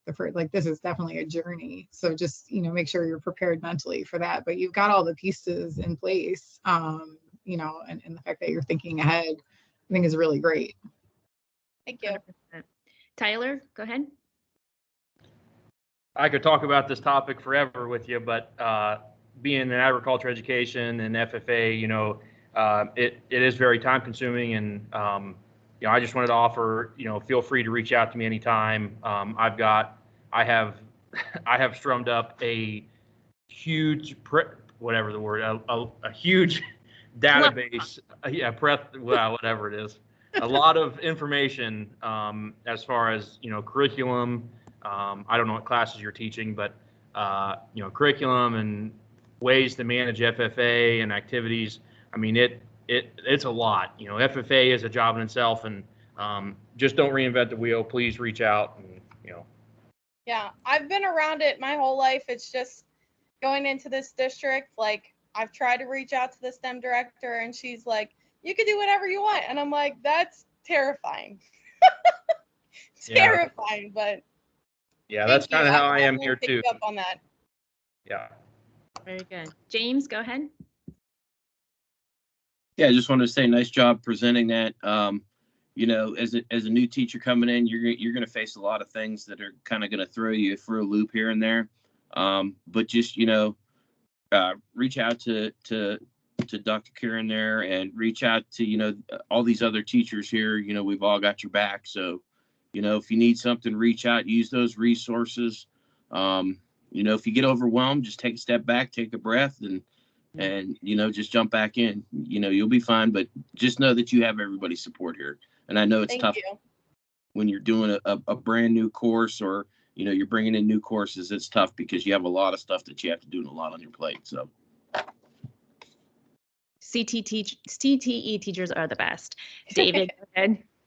Hi, I'm wondering, since this is a new program and it's a topic in an environment that's so unfamiliar to the topic, how did you populate your class? Like, how did that begin, or when did that begin? I'm just curious.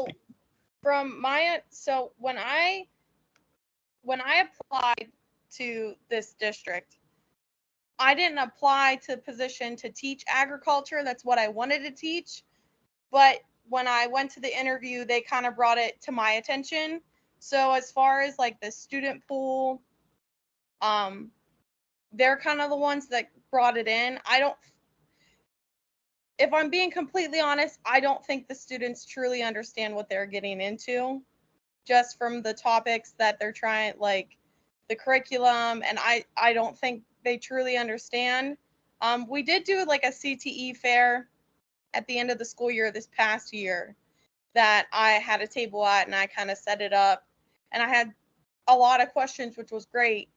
But again, since those students, they have no idea, they don't get around the area that much, I don't think they truly understand what they're getting in for. Okay. James, is your hand back up, or it was a legacy hand? I forgot to put it back down. My bad. All right, so Tyler, back to you. What classes are you teaching, Tommy? So they're having me teach an environmental science and natural resource class. And that's what I set up through my presentable, the week-long things. I got that through the Ohio Education. And then there's another class that they're having me teach, but it's through a different program. It's not necessarily through FFA, and I don't have anything on that yet. But so like from year to year to year, it's going to continue to grow. So I only have 2 classes this year, and then like next year, then I'll have more classes. So at least they're kind of like easing my way into it. So 100%, 100%. Very good. And I can see Tyler's wheels just and he's like, you can probably hear him grinding. Yeah. So Charity, real quick, I'll get to you in a second, but I'm going to plug my little resource website again. I did it in the chat. So there's a folder in there where you guys can all share lesson plans and stuff like that. So just be mindful. Like I envision one day of just you guys all like taking all your stuff and just doing a view only and sharing that out. That way we're like focusing on differentiation and strategies for our kids, not coming up with all the same stuff, right? Build your network. We don't need to do it all from scratch. So we don't have time for that, and there's much better things to focus on. So, all right, Charity, go ahead. Tommy, I just wanted to tell you, if you go in your drive and you hit new upload, you can pull that up from your computer, from your the Word document. So go to File, Upload, and then you find it in your documents or wherever you save that document at, and it'll convert into a Google Doc. That's just my techie part of me. Good job. Okay. Good job. Thank you. Okay. I learn stuff every day. Awesome. All right, and then was there what I heard a bloop. Anybody else? Okay. Good luck. You did a good job. Make sure you build your network. And there's some really smart people on this side with you. All right. Hoo-ah. All right. Next, we have Bonnie. Bonnie and Charity. Okay. Share my screen here. A million tabs open, so give me 1 second.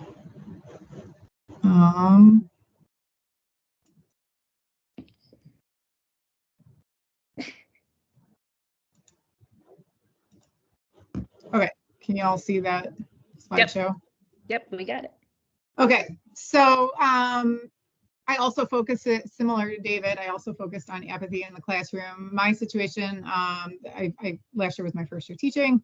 The classroom that I took over, they had a teacher that retired in October, and then they had another teacher come in and lasted 2 weeks, and then they had another teacher come in and finish out the year.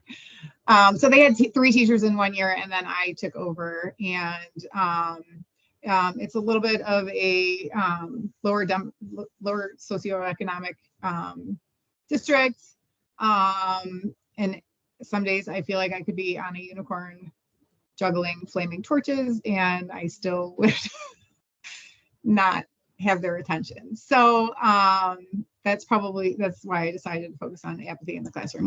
What's driving it, and then a deliverable to overcome it. So we've talked a lot about apathy in this class, so I don't want to beat a dead horse, but it's just defined as lack of interest, enthusiasm, or concern. And for me, these are kind of the top 4 negative impacts of apathy: decreased academic performance, limited growth and development, absenteeism, and then for me too, it was really taxing. I found myself burning out. I was always trying to come up with new and fun ways to get the information across that I needed to get across. So from a student's perspective, when you think about it, they're growing up in a world that it's $1 billion industry, people trying to grab their attention between TikTok and, YouTube shorts and social media. There's so many things fighting for their attention. Really, a lot of these students don't even care. They're not even looking to be taught. I had to do a professional development on teaching gifted children, and it was all about challenging them. And my experience was these kids don't want to be challenged. They just want to get it done and check the box. They don't want to think critically. They don't want to problem solve. They don't want to do any of that. So it was a really frustrating professional development to go through. They're not looking for ways to access more information. They have all the information they could possibly need at their fingertips, and they don't even want new ways to be entertained. So what do you do with that? And the more I really try to self-reflect on this, I really am, I feel strongly about the fact that the one thing that students need now more than anything else is purpose. They need to find their why. And more than ever before, they need teachers to help them do this. So this kind of quote that really stood out to me: the biggest problem, this is from William Damon. He's a psychologist and a professor at Stanford. The biggest problem growing up in today is not actually stress, it's meaninglessness. Where we talk so much about anxiety with these kids, I really believe that what they're dealing with is just lack of purpose. So where do you begin? Obviously, some of these kids I have every year, some of them I have 9th through 12th grade, some of them I have for a couple years, but I get them in the spectrum of life. I have them for just a blink. So I think as a teacher, it's important to recognize this is a lifelong journey, and few teachers will actually have the privilege of arriving at the destination with their students.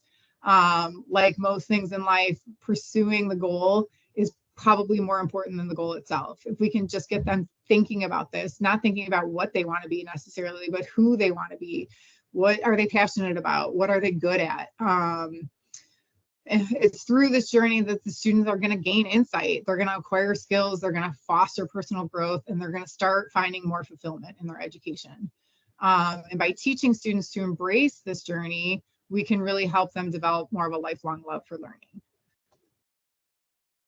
So for my deliverable, I really kind of focused on empathy to discover passion and purpose. So what does that mean? Well, what I really want to do, my first year teaching, we did a lot of projects in the class, and usually the projects were self-serving. They were creating something for their own benefit.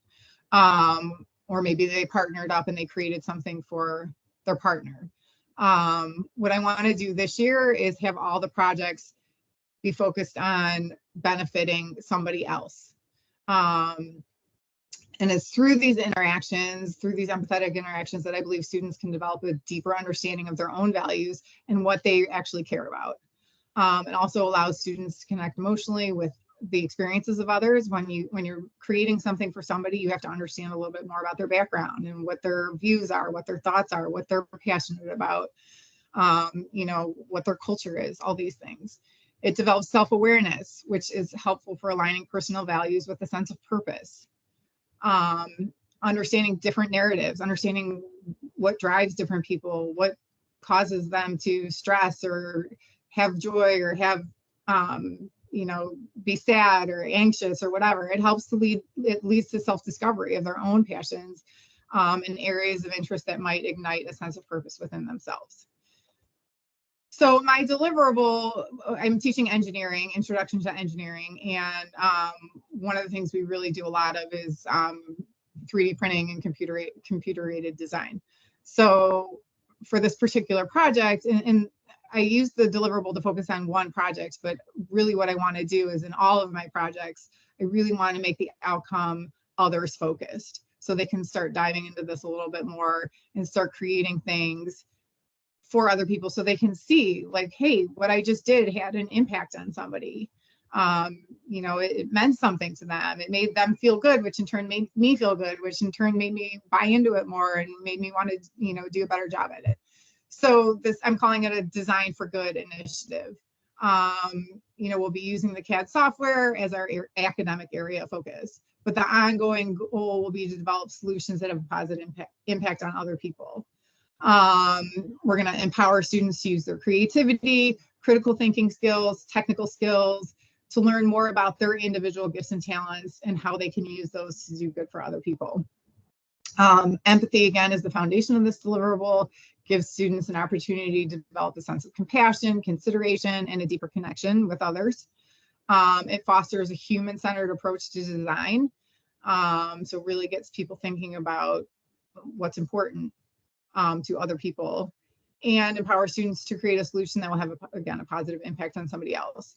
And then a huge part of this is self-reflection, giving students an opportunity to reflect on how their effort and their attitude can influence outcomes, while also evaluating personal discoveries they make about their own passion and purpose. So again, I just created an introductory project that was human-centered design. Here's kind of a link to, this is what I would present to the students. So it starts off with, it's a YouTube video about a individual who was born without any arms. And it talks about his life and how he learned to ride a bike, how he learned to feed himself. And actually he becomes a CAD designer for a NASCAR company. He uses his feet to operate the mouse and you know, do all the things that he's ever wanted to do. So it really talks about how this individual, through, you know, encouragement from his parents, took every challenge that he ever faced in his life with being born with no arms and found a way to overcome them. So I think it kind of sets the stage for really thinking about how we can do things and learn about other people, and then do things that have a positive impact on them.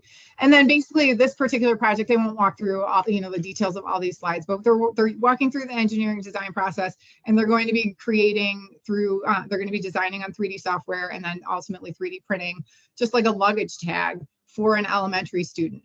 So they're going to have to pair up with an elementary student. They're going to have to interview them. Hey, Bonnie, I'm sorry to interrupt. You're at time, so 30 seconds, please. Okay. So, you know, again, they're going to be designing this for a student. And then, you know, again, the stakeholders here are the students themselves that are creating the project, the students that we would be designing it for, the elementary teachers that we might be doing this classroom for, parents, guardians, administrators. And then we'll also have an element of self-reflection, so that the students can kind of evaluate what they got out of the project. And then, yeah, there are my sources for some of the information that I brought in. Excellent. That was good, really good. Can you stop sharing your screen so I can see everything on the screen? Yeah. Thank you. All right, there we go. Questions for Bonnie?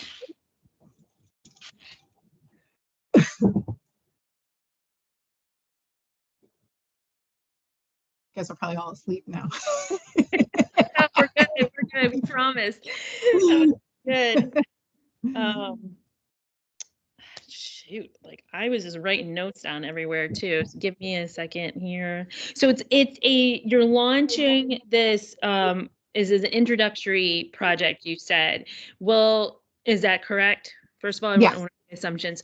So then how would that project like span a long time? Like, will you build content on it? Will it be a standalone? Talk to me about that a little bit. So this particular one would be a standalone project. It would probably take several weeks. We would start by like interviewing the elementary school classrooms. You know, we talk about the engineering design process.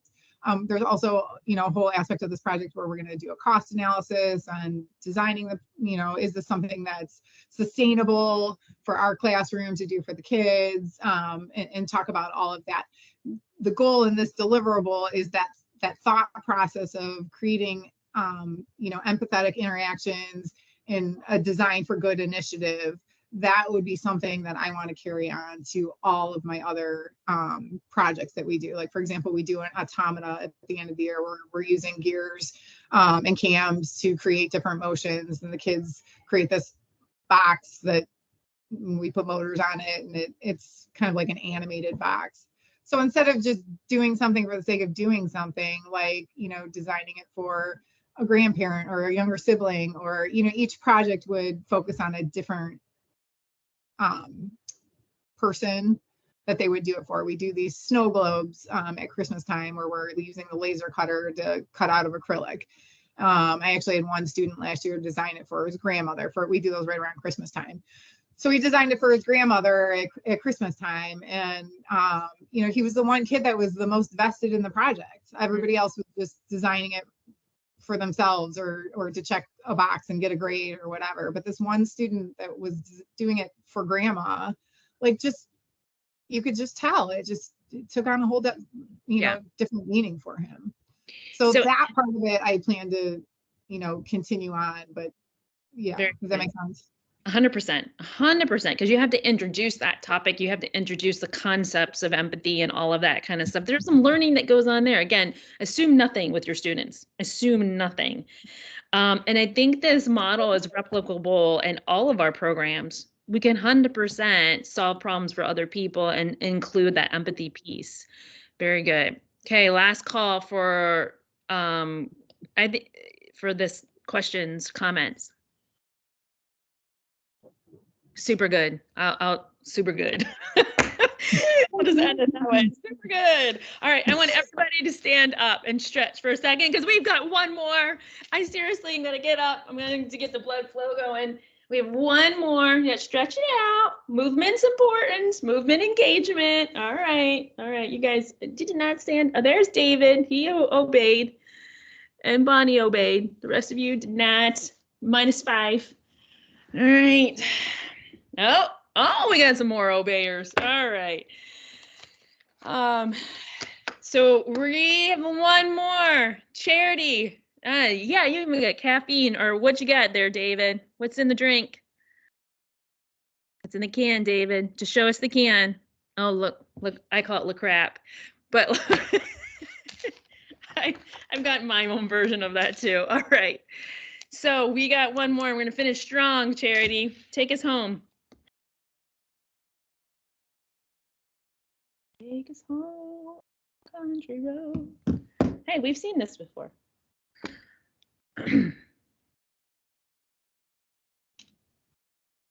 Oh, we can't hear you though. You gotta unmute and you gotta go back. Start us over. Yes. There you go. Good morning. Good morning. My issue is a little different. I'm in middle school, so I don't have the issues that you guys have. But one of my issues was cell phones. And the reason being is because the teacher before me let them do whatever they wanted to do. And so I didn't know what project I was going to do. But then after my friend called me that has a daycare, and for summer school, she has some students that work there and she couldn't get them off the phone. She was like, I'm scared to put them with kids because they can't stay off their phones. And then another one works for DOG, which has Akron Public as well. And she was like, the employer is calling me complaining. So I did mine on issues up and away for a day. For the day is my cell phone policy, I'm calling it. Today you will learn, I got it on 2 screens. It usually go to the other screen, but it didn't today. I don't know why, but bear with me. So today's objective, I'm gonna explain why I chose it. And then I'm gonna give you the excessive uses of foot cell phones and the negative lasting effects. I won't play the videos because we got 8 minutes, but when you have time, I posted it. You can go in and play the 2 videos that I posted. And then we're gonna see my plan of action of why I'm doing this, if it works. And so the reason I chose this, like I said, is because just this summer alone, between the 2 calls from them, and then out at restaurants, I'm at jobs, I'm walking around, I go to Vegas and I see people on their phone. I go to a convention, a church convention, and nobody was paying attention to nothing. And I'm like, okay, this is just serious every freaking week. And so cell phones was it. And so According to an article from the Guardian, 95% of teens currently have access to their own smartphone or watch or whatever device, and they stay on the phone 45% constantly. And this is from my article that I attached. My write-up has way more detail. I knew I had 8 minutes, so I was trying to go quick, fast, in a hurry. And so this is my introduction. The cause. Why am I doing this? My cause is because usually I am in a lab, so I have no need for you to use your cell phone. And so we can do whatever we need on the desktop. I have desktops. And so the reason we're doing this, if you watch this video that I added, the kids tell you, I'm supposed to be on this, but I really do this and this and this. Some do what they're supposed to do, but most of them don't. And so the cause is because they want to play games all the time, want to be on social media, they want to check their chats, they want to text, they want to do movies, play music out loud in class. That's what I dealt with last year. And it wasn't the nice stuff, it was the very nasty, raunchy stuff right in class, like it was okay. And so, and take photographs. I have so many photographs going around with me. I would have my AirDrop on just so I can catch what they was doing. And so videos and cyberbullying. It is very hard to teach when the next thing you know, their cousin just got jumped and somebody dropped the video. Now they run up and jump and run out to go help their cousin. And so this is why I feel cell phones need to be up. Also, if I can get control of the cell phones now and my 8th graders, when they get to 9th grade for the CTE programs, y'all won't have that problem. There's a collective amen over here. And so here goes some lasting effects. And this one I gave you 9. I think in my write-up I might have gave you 10. And so weakening of the eyes, exposure to radiation, which we don't think about, sleep disorders. This is why they want to sleep all day, because the first thing I ask them when they fall asleep in my class is, what game was you playing all night? And what was you doing? They depended on the device. If you notice in the news, we've seen so many teachers getting assaulted because they took their device. And so now there has become a dependency, almost like a crutch for this device, like they're missing something. Poor posture and spine problems is a negative effect, especially when they're young, and as they grow up, they're not even developing correctly. Their social emotional skills are off, and they neglect their studies, period. You can't get them to focus. They just want to play and think life is a joke. So my implementation is going to be, actually, I just found out that our school is implementing Yonder bags. They did a trial, and I know the trial was semi-successful, but it wasn't 100% because kids, I have 2 phones and give them one. They bought devices to open the Yannis. They was tearing them up, cutting them up, opening them up. They was all kind of stuff. And so it's like, if you take that much time to do that, then you need to do that, focus on your schoolwork. And so therefore I'm implementing, yes, we're having Yonder bags, but I also want to implement my own policy in connection with the Yonder bags. Because if you start in the beginning and get them used to it, then it shouldn't be a problem. And so here I have I don't know if it's gonna let me do it. It took me out, didn't it?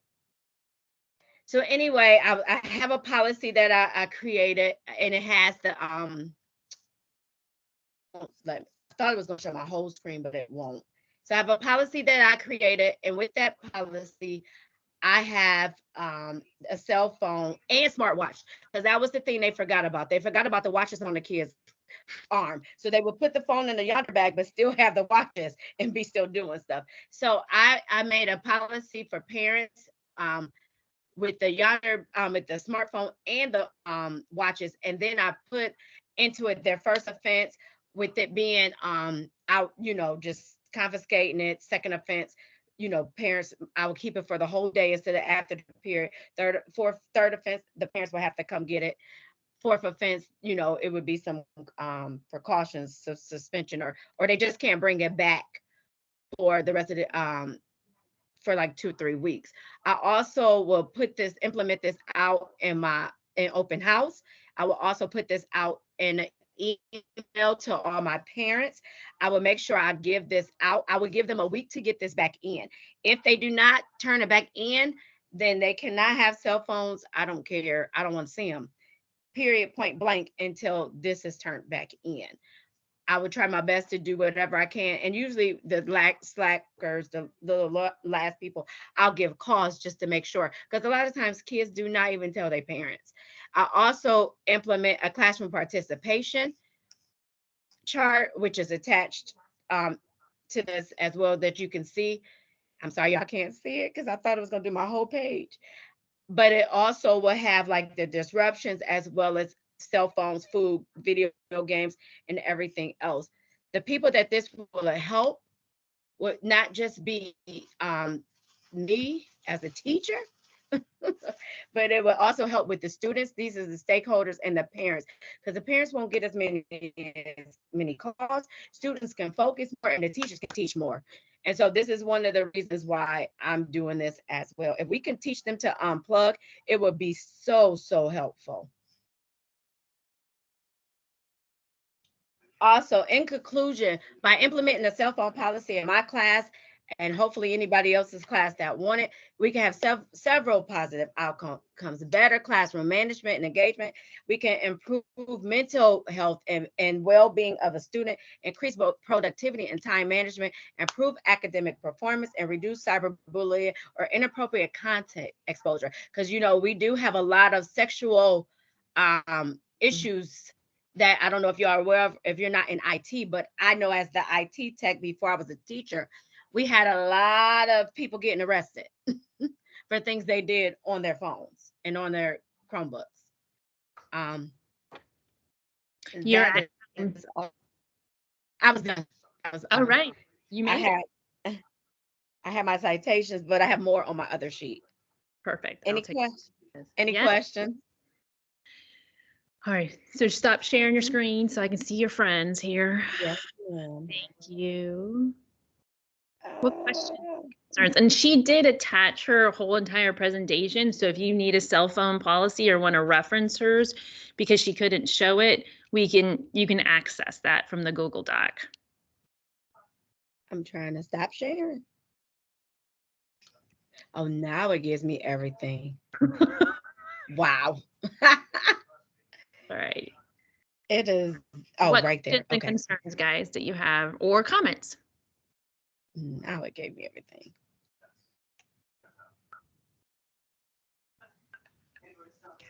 I think it was very thorough. I love it. High expectations, like do it, right? And really, if we can curb some of that, the middle schools and something like that, then it's, yeah, we don't want to fight those battles. So we very much appreciate that. I love getting the parents involved in that and making sure that we make the case to parents like we're doing this for you, right? Mm-hmm. That's less phone calls that are going home to you, and that's less disruptions that are happening with your child. All right. Any comments? Anything else from my colleagues? Just take it as that was awesome. All right. Thank you. All right, very good. Okay, I'm gonna let you go in 2 minutes, but I got to show you something. And we're almost an hour short. That's fantastic. All right. So I'm gonna share my screen one last time with you, and then we're gonna say goodbye. All right, so there is the exit ticket. Make sure you complete that. I would do it right now before you forget. The sun's gonna be out for a couple more hours, so do it before you forget. And then make sure you go back and look at all your comments from your colleagues, right? Because they gave you some good stuff in here. This is yours to keep and to take and to continue to grow in this process. We've got, let's see, course. Oh, there was, see, this is the one that Tommy put together. This is what I was looking at when she was explaining. There's a lot of good stuff in here. All right, let me get out of here. So we've got just your course eval, right? So to find your course eval, if you haven't done it already, it's on Canva, and you can go and click course eval, do the course evaluation, then you just go up and you tell me that you did it. And that is the course evaluation exit ticket. And it literally takes you about 2 seconds to do that piece of it. If your grade is on a bubble and you need some extra points, there is the extra credit assignment due July 12th. If you've got a solid A, don't do it. You don't need more to do. I don't need more to look at. I'm tired too. Unless you just want to reflect. I mean, it's a good little extra credit assignment, but you already have an A. I'm probably not grading it. But you can go ahead and do it if that makes you feel good. And lastly, I will say it has been an amazing pleasure to be your instructor for this wild train ride. I know it's been a lot of work for these last couple of weeks. It is no way around it. That's the class, right? But I really appreciate all your awesome effort, and hopefully come the fall, you'll be able to implement these great ideas that you have, and then you're gonna shoot me an email that says, hey, Melanie, this worked or this didn't work. Don't forget about your colleagues in the class. These are your lifelines. So please keep those connections, have each other's backs. And of course, if you ever need anything from me, you've got my email address, you got my cell phone, call me and let me know how I can assist. If you need me to come out and observe and give you some more feedback, hey, I know my way around Northeast Ohio. I'll get in the minivan and we'll come out and see ya. Bonnie, I see your hand is up. Is that a legacy hand or is that a new hand? I'm just looking, when I click on exit ticket number 6, that's for what we just did, the virtual meetings. I don't see a link or anything in there. So it's not in there. It's in the top of the Google Doc. It's in also the top of the Google Doc. Oh, that we're just typing in. Okay. Yeah, I just got lazy and didn't copy it over there again. I'm going to stick around for a couple more minutes if there's any individual questions that you might have. This has been recorded. I will post it tomorrow at the end of the day. I don't want to give away tomorrow's session. Like, they need to go through this together, but you all did an outstanding job. So look for me for one more email, which is going to talk about fall scheduling and how not to mess that up. So don't check out until the end of Wednesday, because I have one more email coming to you. But again, it has been a pleasure to work alongside you, and thanks for teaching me all the good stuff that you taught this summer. So with that, adios, people. Enjoy the sun. Have a great day. Goodbye. Farewell.